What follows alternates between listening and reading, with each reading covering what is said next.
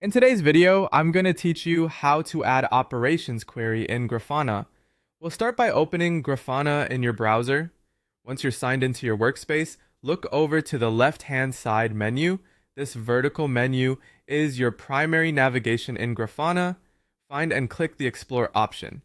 Explore is a great place to run ad hoc queries, test ideas quickly, and troubleshoot without changing your dashboards.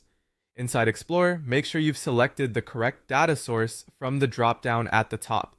If you're working with metrics, you'll typically choose a Prometheus-compatible source. Also confirm your time range in the top right. Something like last 1 hour is a good default for testing. From here, we'll use the built-in operations tools to shape the query. Click Operations to open the helper panel. Operations provide guided building blocks, so you don't have to remember every function or syntax detail. Next, choose the category for what you want to do.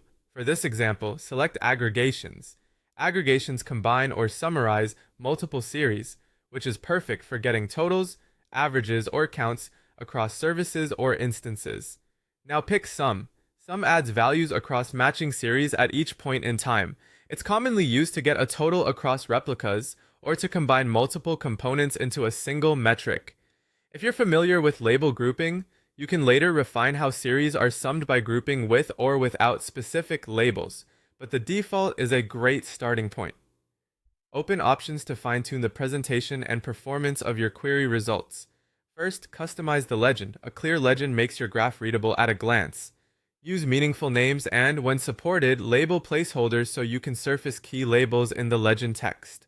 Adjust the min step to control the smallest interval between returned data points. A larger min step reduces the number of points Grafana has to draw, which can speed things up for wide time ranges. A smaller min step increases detail, which is useful when you're zoomed in or investigating spikes. Set the format based on how you want to view the results. Time series is ideal for graphs and trends, while table is helpful for lists, spot checks, or when you need to compare values side by side. Finally, choose the type that matches your question. Range returns a series over time, which is what you'll use for charts and patterns. Instant returns a single value at the selected moment, which is great for quick checks or gauges. That's it.